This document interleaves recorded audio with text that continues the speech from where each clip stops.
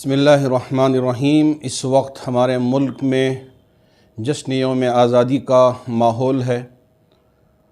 ہر طرف مختلف اسکولوں میں، درسگاہوں میں جشن کا اہتمام کیا جا رہا ہے۔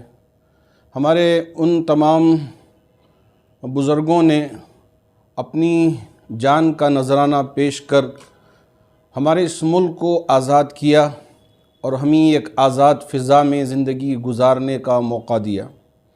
ہمارا یہ ملک ایک جمہوری ملک ہے۔ یہاں ہندو بھی رہتے ہیں، یہاں مسلمان بھی رہتے ہیں، یہاں کرسچن بھی رہتے ہیں، یہاں سکھ بھی رہتے ہیں اور دوسرے مذہب کے ماننے والے بھی رہتے ہیں۔ ہمارے ملک کی سب سے بہترین مثال یہی ہے کہ ہم سب آپس میں بھائی بھائی بن کر رہتے ہیں۔ ہاں، کچھ لوگ ہیں جو ہمارے اس بھائی چارگی کو ختم کرنے کی کوشش کرتے ہیں، لیکن ہمارے اس ملک کے اکثر باشندے یہ چاہتے ہیں کہ ہمارے اس ملک میں تمام مذاہب کے ماننے والوں کے درمیان میں اتحاد رہے۔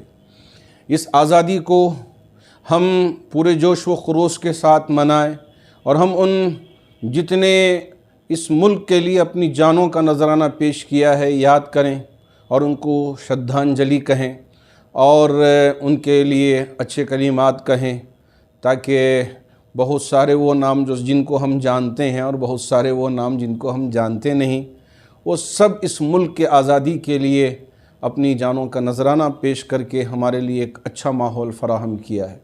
اب ہماری ذمہ داری ہے کہ ہم اس ملک کو ترقی کی طرف لے کے جائیں، تو اس کے لیے ضروری ہے کہ ہم اس ملک میں یہاں کا ہر باشندہ، ہر بچہ، ہر بچی تعلیم یافتہ ہو جائے، اس کی فکر کریں اور یہ غور کریں کہ یہاں رہنے والا کوئی شہری بھوکا نہ سوئے، وہ کسی بھی مذہب کا کیوں نہ ہو، لیکن وہ بھوکا نہ سوئے، اس کی فکر کریں۔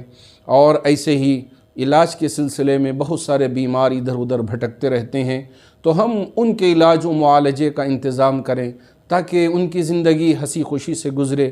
اور بہت سارے وہ نوجوان جن کے پاس جاب نہ ہونے کی وجہ سے پریشان ہیں، تو ان کی مدد کریں تاکہ یہ ملک ترقی کرتا رہے اور آگے بڑھتا رہے۔ یہی پیغام ہے جشن یوم آزادی کا۔ ہم امید کرتے ہیں کہ ہم ایک دوسرے کا ہاتھ تھام کے ترقی کی طرف آگے بڑھیں گے اور اس ملک کو پہلے مقام پر پہنچانے کی کوشش کریں گے۔